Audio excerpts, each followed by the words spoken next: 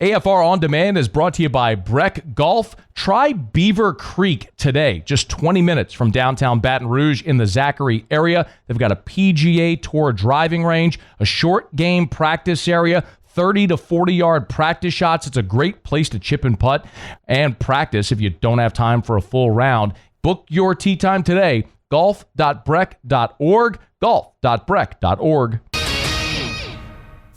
Matt Moscona. I'm very important. After further review. Say it one more time. After further review with Matt Moscona. And here we go. Live from the Raising Cane studio. Let's ride!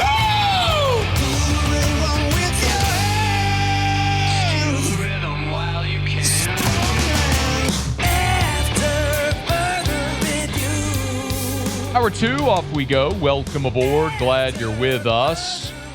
It's AFR. I'm Matt. You're a loser, Matt! Shut up, kid. Paul O'Neill. They're chanting Paul O'Neill's name. You so. I'm a Barbie girl in the Barbie world. And Mr. Toby Tomplay.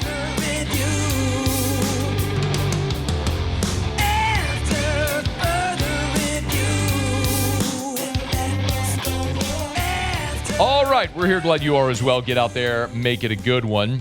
Chase Parham is going to join us in 30 minutes. Three former Ole Miss players were part of the TRO that was granted in the Louisiana courtroom a day ago.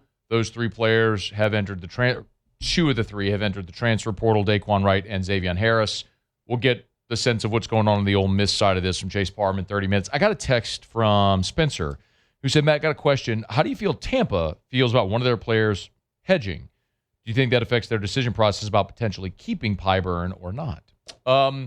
It's a great question. That's why we're going to have Jenna Lane with us in an hour and 15 minutes. So Jenna Lane covers the Bucs for ESPN.com. She's their NFL Nation reporter. And I want to ask her that question point blank. Like, what's the feeling like internally there with the Bucs, with their organization? I mean, it's because if Jack Pyburn intends on returning to LSU, then he is taking a spot right now from someone else who could potentially make the team.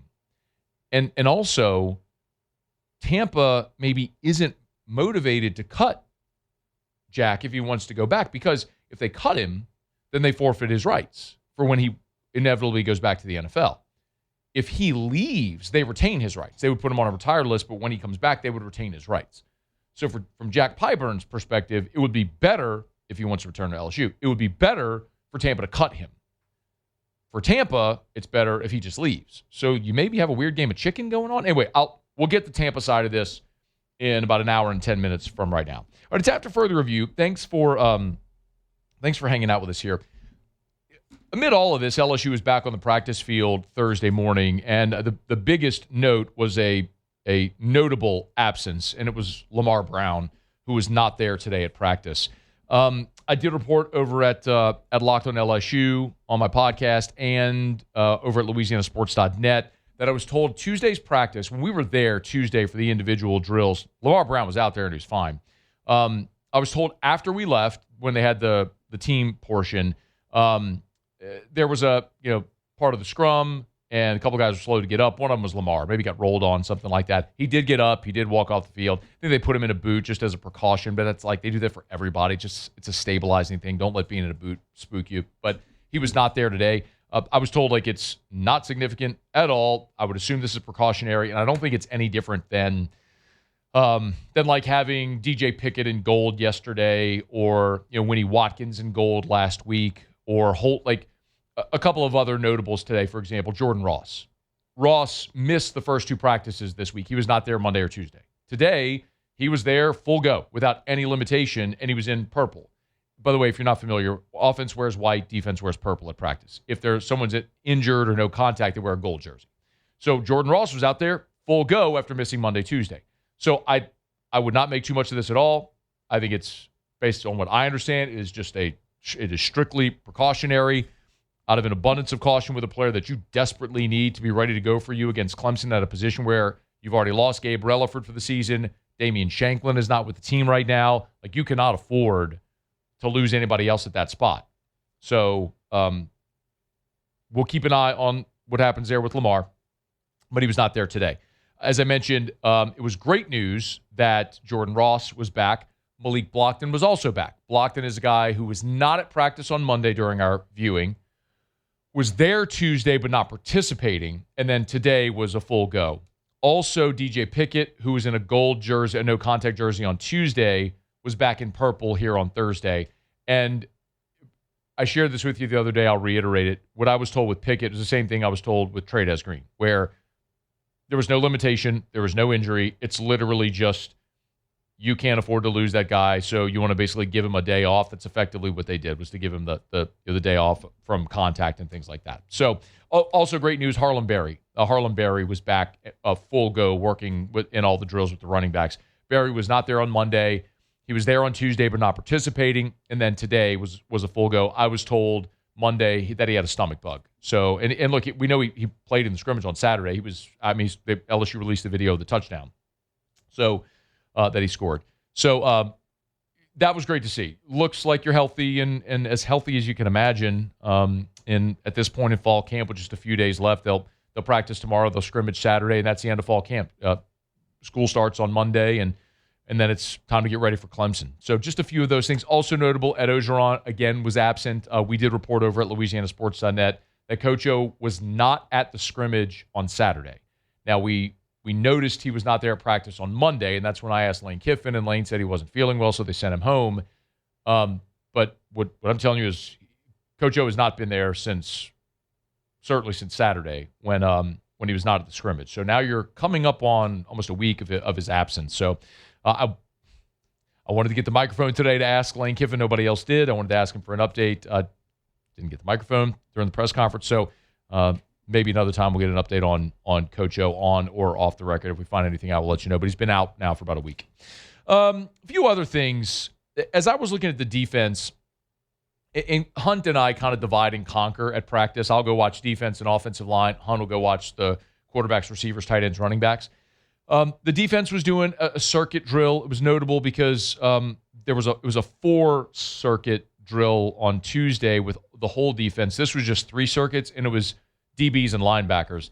The defensive tackles went and did their own thing. Defensive ends went and did their own thing. And while Tuesday the circuit was all about forcing fumbles and recovering fumbles, this was all about tackling to the ground, driving after a tackle, breaking down in space, all that sort of stuff.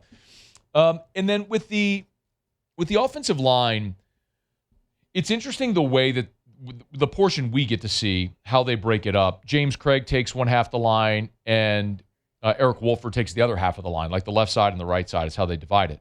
So you get to see basically like half the line work at a time. And what was notable is that, like you could tell, okay, so Braylon Moore was there with Bo Bordelon and Jordan Seaton. So that was the left side of the line. So they did a combo block drill and getting out in space. Well, the next unit behind them was the freshman Ryan Moret at center, then William Satterwhite at left guard, and Bryson Martinez at left tackle. Now, I'm not suggesting those are the twos. It was interesting because, again, like I think, God forbid, but if you had something happen to one of your offensive tackles, I think Sean Tompkins, the Baylor transfer, is your swing tackle at this point and probably goes in at either tackle spot if you need a backup. What was notable, I think, on the day where Lane Kiffin talked about offensive line depth being a concern, I think they're trying to identify who their best guys are on the offensive line and if they can get them cross-trained. So instead of having like a backup at each spot, it's okay, well, who's your 6th, 7th, 8th lineman, so on? Like who's your swing tackle, who goes in next at guard, who's in next at center, whatever, if you do need someone to go in one of those spots. And it was notable because Satterwhite was at left guard. Satterwhite in high school, you can go watch clips of him playing tackle on either side. At Tennessee, he played 182 snaps in 2 years at Tennessee, all of them at center. And he was brought here, no doubt, to be Braylon Moore's backup in the heir apparent. But it sounds to me, talking to people within the program, like Ryan Moret, the freshman, has really made a big-time move. And I wouldn't be surprised if Moret is actually the backup center at this point. I was also told after the scrimmage on Saturday, Moret and Bryson Martinez were awesome. And, like, they're the future, and they're really excited about those two young players. So I think they're getting some of those guys additional reps. But Satterwhite's interesting because he came in as a center, but a couple of Saturdays ago, during the media viewing portion, he was working at right tackle, and today he was working at left guard. So you're seeing Satterwhite moved all over the offensive line, and he may be one of those swing guys right now that's in the mix to say, all right, you have your first five, but what if you need like the next guard up or the next right tackle? Like what are your options? Well, Satterwhite might be that guy with that much versatility. So one thing worth keeping an eye on. As far as the receivers, the only receivers in gold were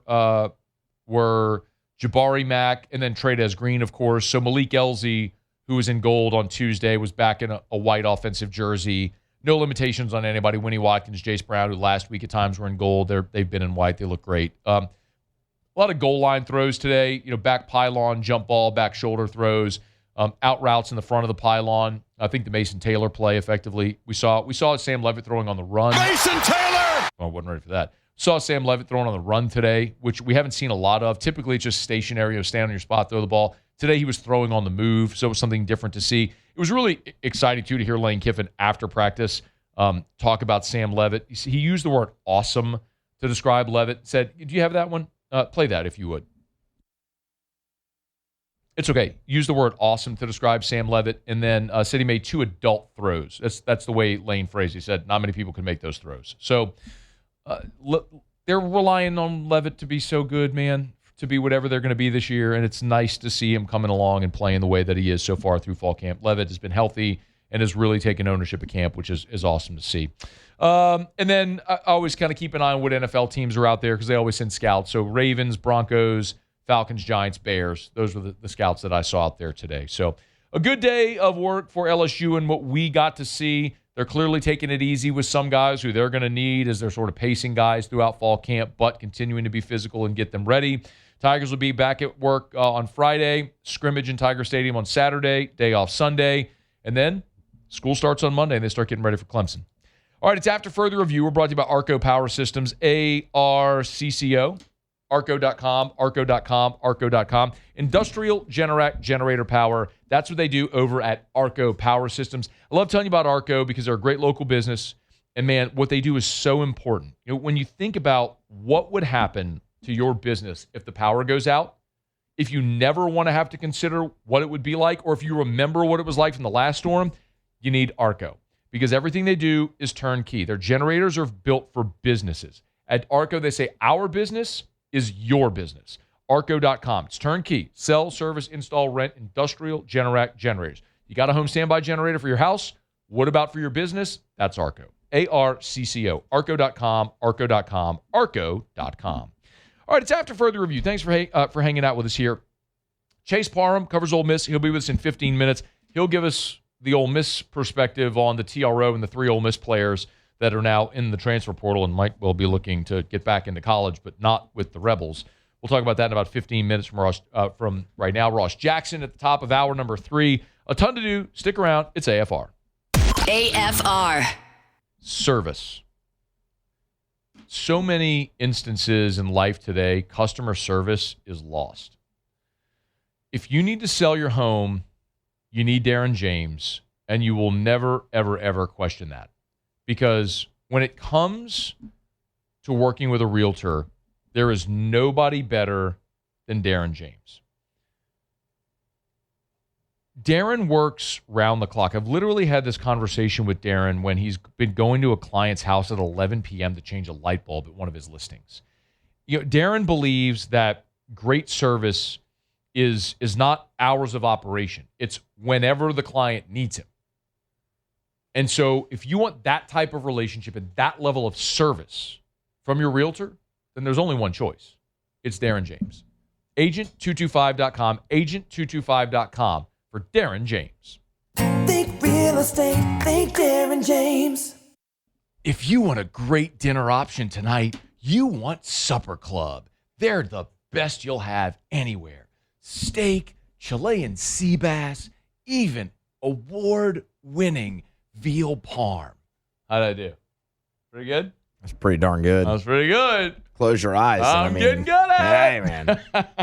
SupperClubBTR.com. SupperClubBTR.com is where you can go get your reservations for Supper Club. It's Thursday, y'all. Start the weekend early at Supper Club. Don't go home. Don't cook tonight. Don't heat up those leftovers. And if you don't have a reservation, forget about it. Just walk on in, man. They got open seating at the bar. 14 bar stools, 7 bar tables. You can have a cocktail, a glass of wine while you wait on a table, or eat at the bar, one of those bar tables. It'll always be the best dining experience you've ever had when you go to Supper Club. So knock off of work, have that cocktail, glass of wine, and get by Supper Club tonight. After further review with Matt Moscona.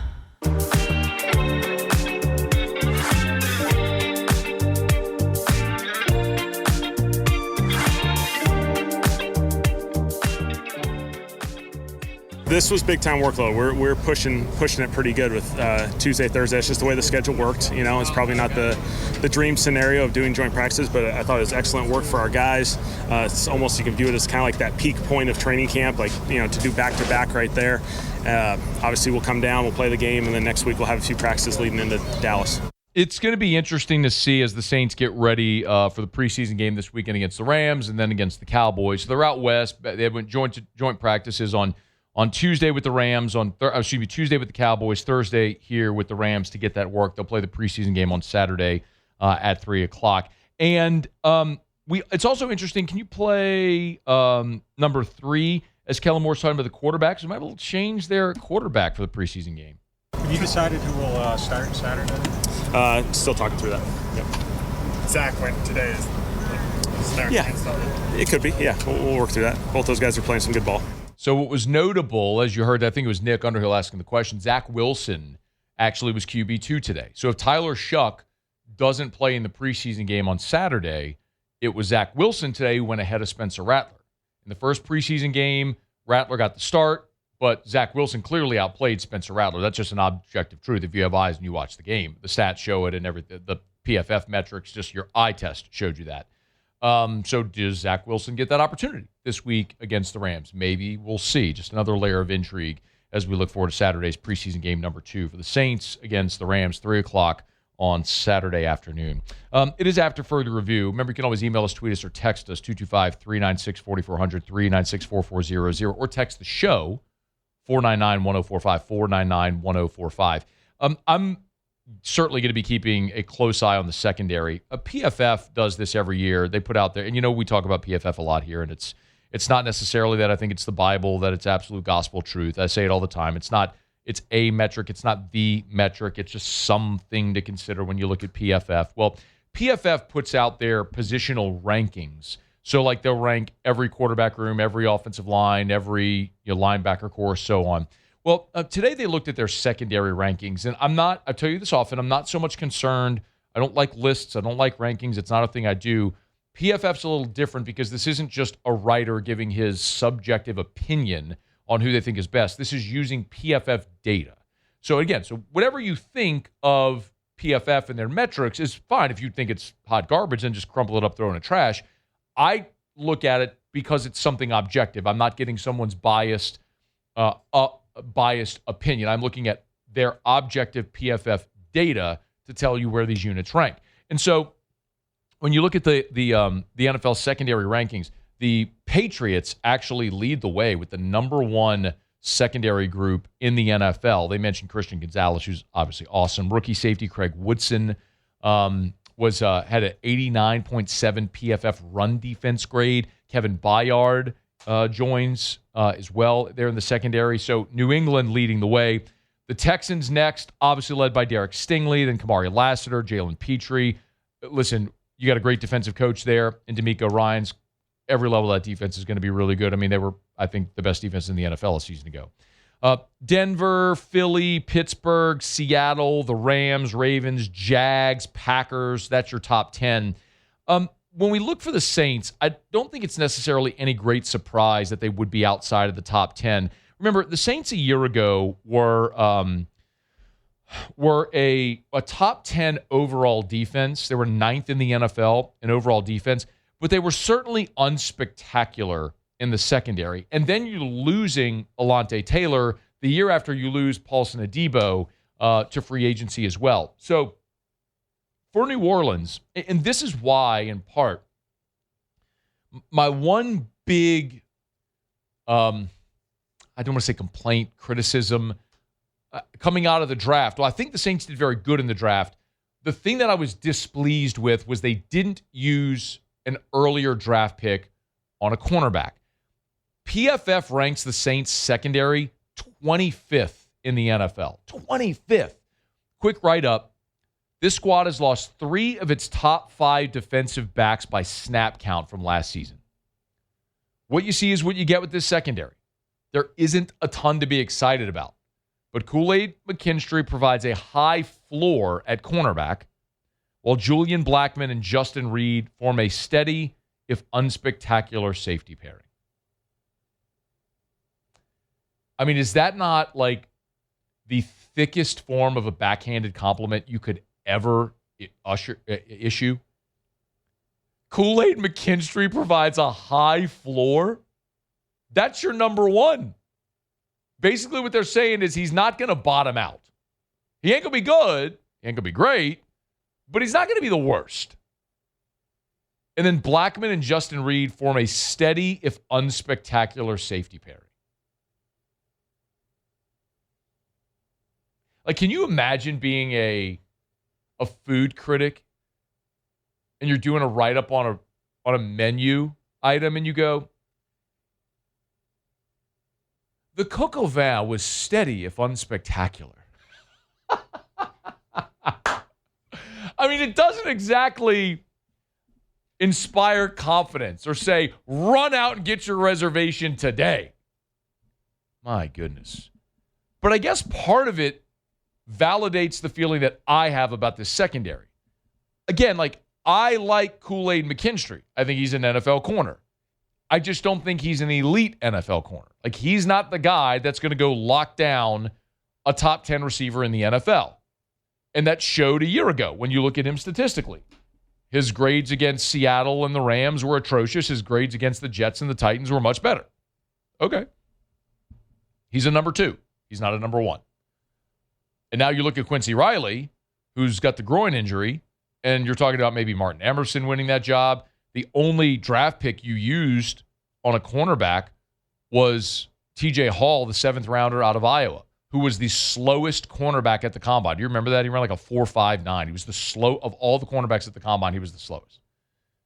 I really thought they would go in free agency and address corner. They didn't.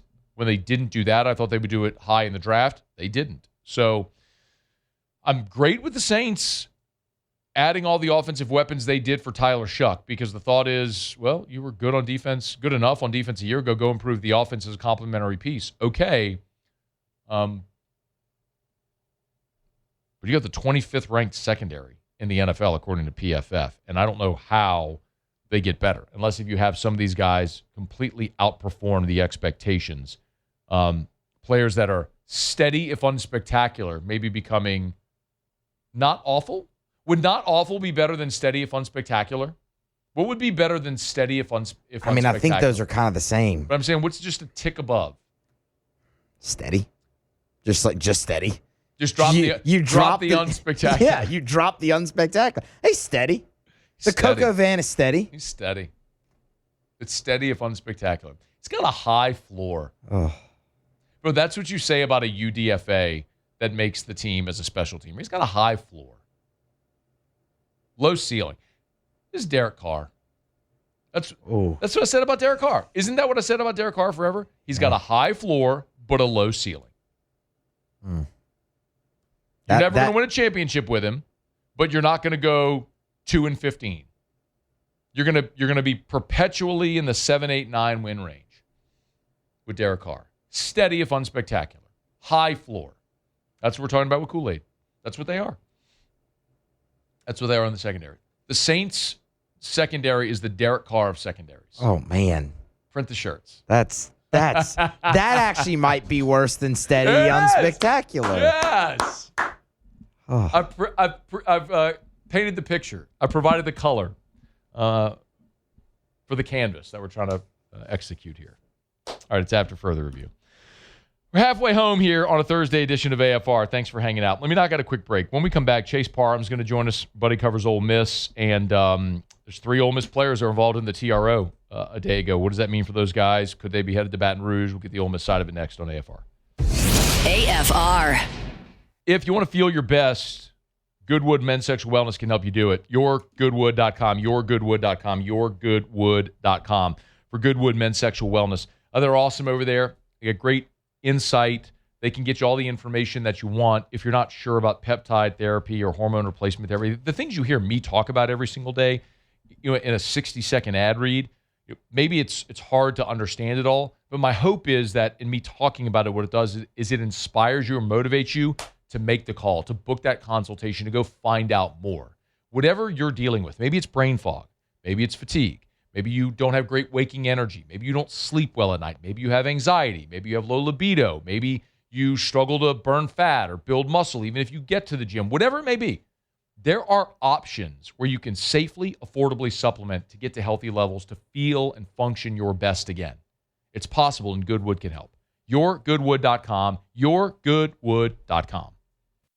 After further review with Matt Moscona.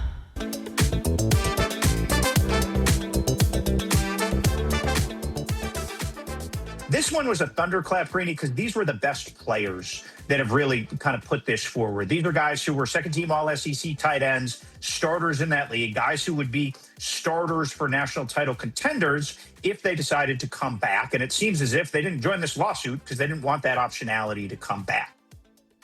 That's Pete Thamel on Get Up earlier today talking about the 16 players that were granted a TRO by a Louisiana judge on Wednesday. Among them, 3 former and maybe once again Ole Miss Rebels. This obviously is relevant as LSU and Ole Miss are just at this intersection unmistakably with the staff coming over and all of this now. So our buddy Chase Parham from Rebels 247, good enough to join us. He's at Chase Parham if you want to give him a follow. Yo, dude, thank you for the time. How are you? I'm good, Matt. It's always something, isn't it? I say it all the time, Chase. Like I don't know if you feel the same way in Oxford, but it's never boring here. And I don't know why that is, but it just is. All right, let's start with just a reaction when you heard about the 3 former, I guess, Ole Miss players being involved in this TRO. I'm numb to everything at this point. I think you and I share a lot of opinions as far as the adults have failed the system. The courts are running things. You find a judge that fits to whatever you need, and then you pursue it from there because you have a group and a very large group of coaches who are highly competitive people, and you have millions and tens and hundreds of millions of dollars.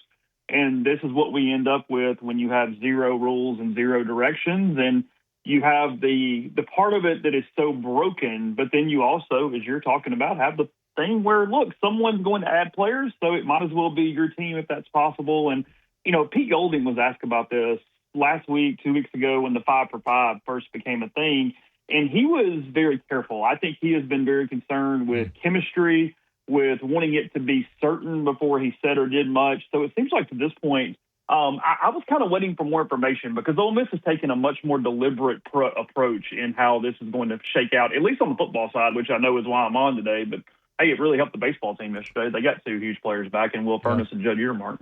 I don't think that's any doubt. There's any question about that. Maybe we can get to that in a second. But let me ask, so I think we're probably talking here about Daquan Wright and Xavier Harris. Help me, Chase, the name of the safety. Help me.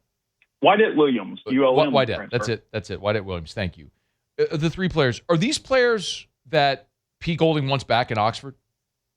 I think they'd love to have Daquan Wright under the right circumstance because, look, he was a force last year. I think in a lot of ways he was, the second biggest offensive loss after John Stribling, who's really showing out for the 49ers. Daquan can do it all. He's a stud tight end, and Ole Miss is having to do a lot more by committee at tight end. I think they like the room, but you don't have the one guy that's your all-purpose. You're just going to play him a ton of snaps and he's in there. They're going to have to mix and match it a little bit more at that position. So to me, he's the one to look out here, whether it's Ole Miss, somewhere else. I think he's the biggest prize because I've got multiple people telling me that Xavier Harris is frankly too heavy to play right now. I've heard everywhere between 360, 380 pounds on Xavier. He's been out of the Saints camp for a little while now.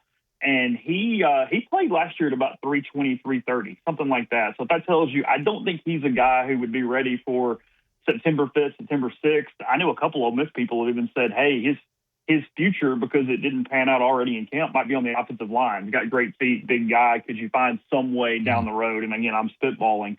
With Waddett, he's a system guy. He does everything he's supposed to do. He's always in the right place.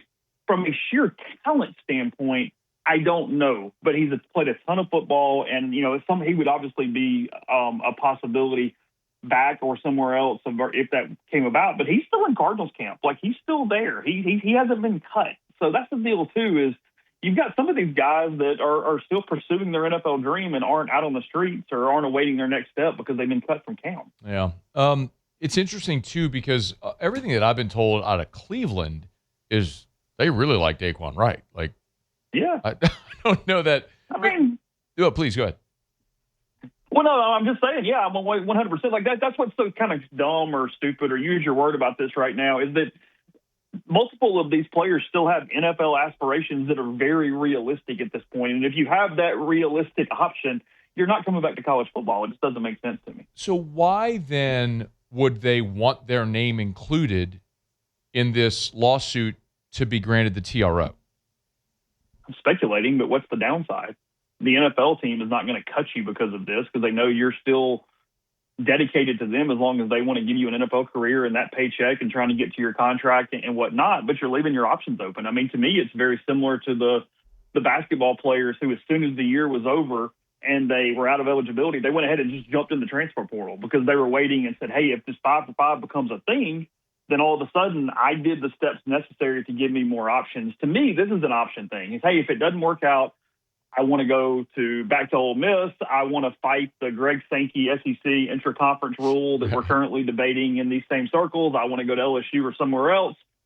To me, this is just simply about giving yourself the best chance to continue playing football in whatever capacity that means for the dollars that are out there and whatever that's possible. So do you think that's the reason why? Because the other part of this too, Chase, is that the Ole Miss guys we mentioned, specifically Wright and Harris, have put their name in the portal.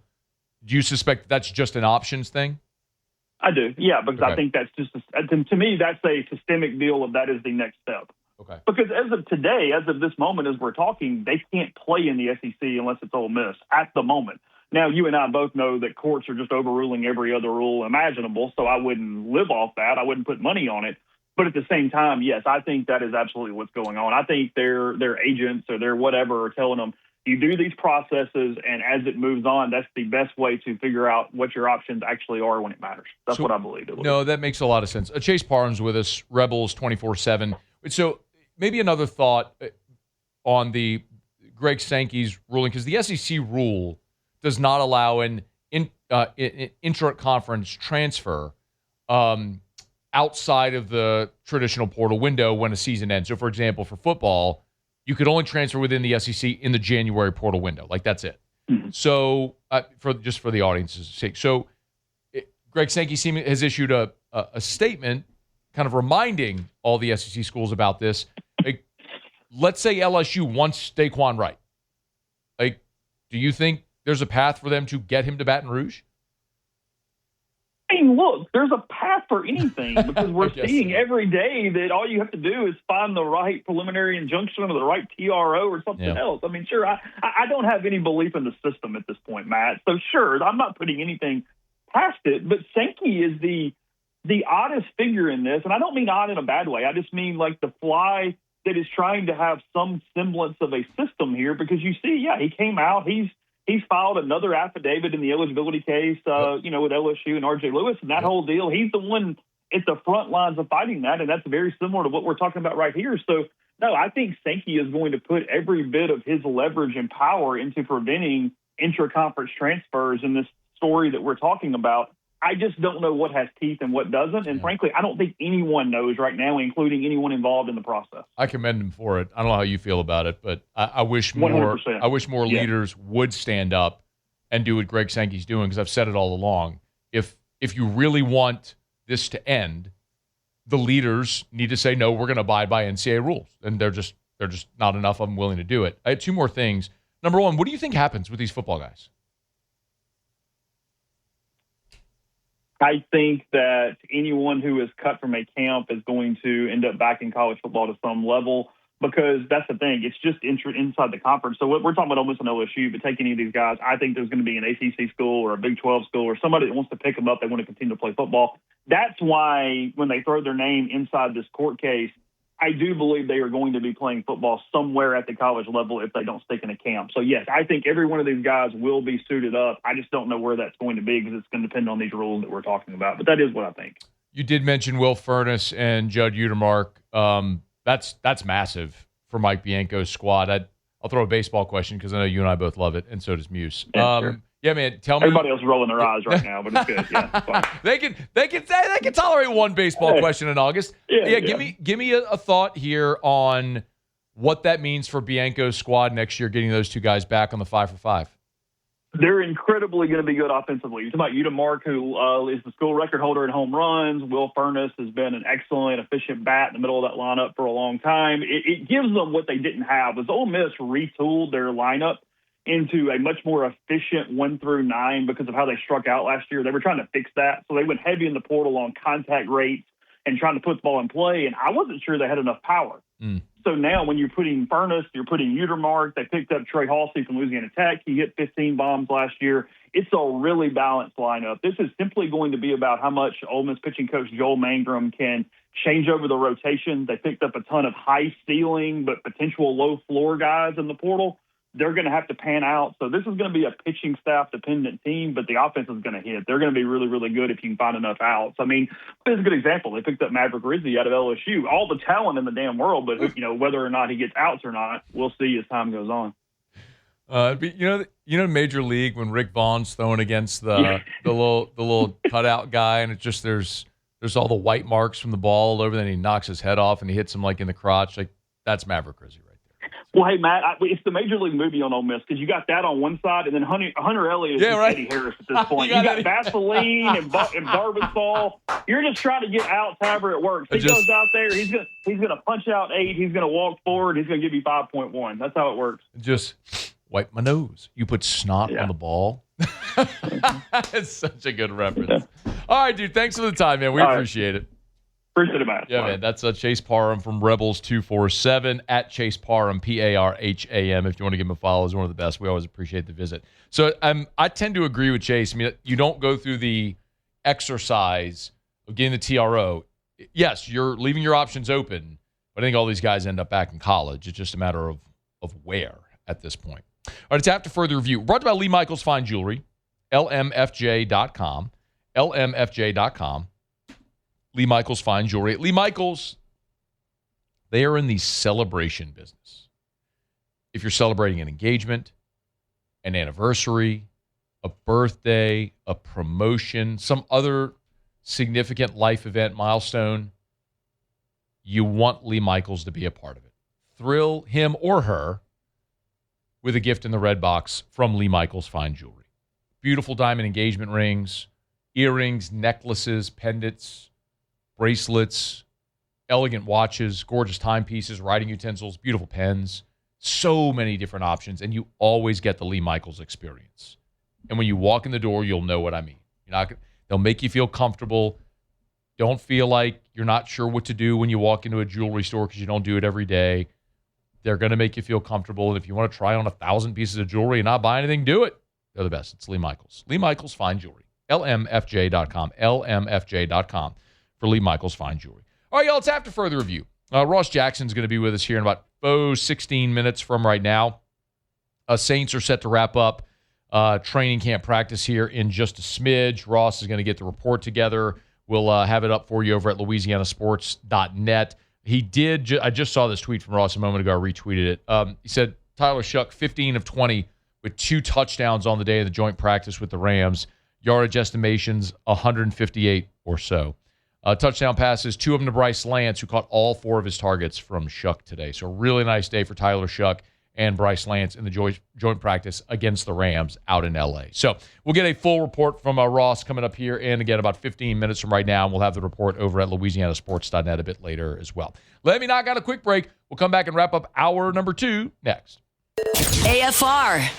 We're brought to you by the Watermark in the Renaissance. Watermark Downtown, Renaissance, Southtown. Tell you every day about Watermark, Baton Rouge's premier hotel property. Gorgeous downtown Baton Rouge property. The original high-rise building, 100 years old in downtown Baton Rouge. The original Louisiana National Bank building. So much of the gorgeous history of that building has been preserved with modern amenities now. Whether you're dining at the Gregory You just want to have a cocktail or a glass of wine at work, after work in the lobby bar. You could do that at Watermark Baton Rouge. Not only is there the Gregory, but there's also the other dining option, which is Milford's on 3rd. You can enter Milford's. Beautiful, like, cozy little sandwich shop that you can, it's delicious too. It's, a few blocks from us here downtown. I go there for lunch often. You can enter through the lobby, or you can enter from the street on 3rd Street. It's Watermark Baton Rouge. Great place to stay downtown if you're having a staycation. They can host any type of event. Make sure you call my friend Allison Crump for your next event and host it at Watermark Baton Rouge. Downtown Watermark Baton Rouge. Better coverage for less money. That's what you get at Insurance Network of Louisiana. But remember, it's not just for your home, for your auto. They also do commercial insurance. So if you're a business owner, you have commercial auto, you have general liability, commercial property, workers' comp. They have business owner package policies, commercial umbrella policies. They can do any type, any line of business, any and everything. Really, commercial auto, they have saved a ton of money for business owners on commercial auto. They're very picky who they partner with, so it's top-rated companies. You're going to get better coverage for less money. Doctors, dentists, law offices, accountants, CPAs, bookkeepers, financial advisors, basically any professional office. Vets, architects, hair salons, restaurants, any type of business. You have insurance. Let Insurance Network of Louisiana shop independently for free to find you better coverage for less money. 293-0450 or lainsurance.net. After further review with Matt Moscona.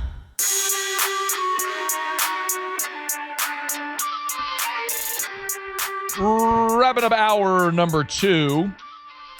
Glad you're rolling along with us here on this Thursday edition of AFR. Tomorrow, I will actually be in Lake Charles. We'll be doing the show at the Sportsbook in the Golden Nugget in Lake Charles. So shout out to our 337 Southwest Louisiana listeners on 104.1 ESPN there in Lake Charles. Come out and hang out. We'll be there. I'll be in Lake Charles for an event called Legislator, and I'll be at that luncheon, and then we'll kick over to the Sportsbook at the Golden Nugget for AFR. So come hang out from 3 to 6 if you're in Lake Charles. We'll be there tomorrow, and looking forward to wrapping up the week being over in the LC. We're wrapping up hour number 2. Muso Tigers in the pros. Tigers in the pros. They still bleed purple and gold. They're just really rich now. Aaron Nola spun a gem. 7 innings, 1 run ball, didn't walk anybody, punched out 8, 100 pitches for Aaron Nola, 68 of those strikes, win number 5 on the season. He's had a little bit of a renaissance here as of late. Last 5 starts for Aaron Nola. Renaissance. 28 2/3. Yeah. A 2.51 ERA. Tell me more. 10 walks, 34 punch-outs. Injected in my veins. He's been awesome. Cali high. There you go. Grant Taylor got save number 7. Tell me all about the St. On Michael Wednesday. the Archangel pitcher in Major League Baseball doing that, Muse. 1 shutout inning for Taylor. No hits. He did strike out 2 as well. Again, save number 7 there as the White Sox Your beat the silence Cubs. is deafening. Josh Smith. Cali high. That worked out so well. That really worked out well. Smith went 1 for 3 with a single, drew a walk, and scored twice in the 1-run loss for the Blue Jays a night ago. Smith, what a strange season, man. Had the meningitis, an injury, was traded, but he's up to 250 now, finding a home up there in Toronto. Where am I here? Oh, Alex Lang, shutout inning of relief. You're in for studio, Muse. Yep, Alex Lang, shutout inning of relief for Lang. Then again, it's 4:51. I would fully understand that you wouldn't know where you are. Take it a step further, perfect inning actually from Lang with 2 strikeouts, 10 pitches, 8 strikes there. That was against the A's. Tommy White wore the collar 0 for 4 Let's go, in Langer. that one. Jaden Hill. Cali high. No. Come. No. Hey. I felt like we were due for one. Well, he likewise perfect inning of relief for the Rockies yesterday against the Dodgers with 2 punch-outs, 12 pitches, 9 strikes. And to the WNBA here momentarily. The Toronto Tempos, where you find Anissa Morrow, 13-8 in the ballgame a night ago. They did lose by 11. They're 10-25. They're not very good. But 13-8 for Morrow. She also added a steal in that game as well. Tigers in the pros. Presented by South Point Volkswagen, airline just north of Highland, southpointvw.com. New and certified pre-owned in Baton Rouge and online at southpointvw.com. I got a message on my text line earlier today from Mark who said, strongly considering trading in my truck for an Atlas. Said I've driven a truck since 1989. It's one of the nicest I've ever owned, but I've also come to realize I really don't need a truck, and I really like the Atlas R-Line. So if I go to South Point, who should I ask for? Well, I always talk to Mr. Bill over there. Mr. Bill Reinhardt has been at South Point forever. I'm not sure there's anybody who knows more about or is more passionate about Volkswagen vehicles than Mr. Bill.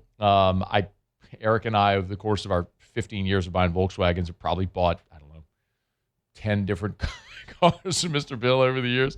But he's great. Whoever you talk to there at South Point Volkswagen, they're going to treat you great. They do a great job at creating the buying atmosphere. You know, when you think about all the different ads you've seen from Volkswagen over the years, from the Darth Vader kid Super Bowl ad, to the fact that they have a converted old school VW bus, they converted into a photo booth there right in the showroom. It's fun. Volkswagens are fun. The brand is centered around fun, but it's also the great German engineering, the IIHS top safety features, manufactured right here in the US of A, that are fun to drive, stylish, but also affordable. It's South Point Volkswagen, Louisiana's largest volume Volkswagen dealer. South Point Volkswagen, what's your direction? Remember, you can always text the show. You can text me, 225-396-4400, 396-4400, 396-4400, or you can text the station at 499-1045, 499-1045. I did just notice, Ross has this right up over at LouisianaSports.net. The Saints and the Cowboys have each been fined $500,000 for their joint practice brawls. Did you see this? I didn't know. No, I didn't see it. Schefter had the report. I didn't really know that this was a thing. It included a helmet being thrown by Eric McCoy. And I love this. I love this line from Ross. A Cowboys safety being German suplexed by wide receiver Brock Rechsteiner, and a number of punches thrown on both of the two fields that were hosting the day's practices. I can definitively say that is the first time in the history of LouisianaSports.net that the words German suplexed have been written in articles. Let's give a big round of applause there to Mr. Ross Jackson. The versatility is key.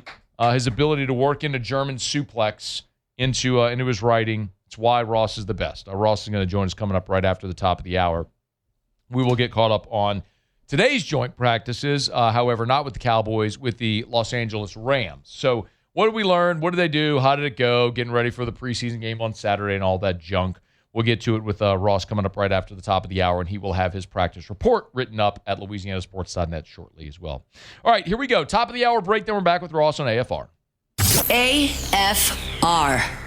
And maybe the Saints, when they go to pay that fine, can get the cash out of their checking account from Hancock Whitney Bank, the official banking partner of your New Orleans Saints. Your guys on a roll today, Musey. That's what happens when you keep it on the straight and narrow, Panama Red. You remember where you are, and you stay very present, and you can nail transitions like that. I think I've been very good today. I think you just told me you didn't know where you are. That's the thing that happened, IRL. I know where I am. I'm not far from a Hancock Whitney branch. There's one right downtown, actually on North. There's a Hancock Whitney. If I go down Government Street toward Jefferson, there's one right there as well. When I go to my house, there's a Hancock Whitney branch, which is my branch near my house on Highland Road near the Country Club. Listen, no matter where you are in Baton Rouge or Mississippi or Alabama or parts of Florida, there's more than 180 Hancock Whitney branches and over 200 ATMs. HancockWhitney.com/Matt.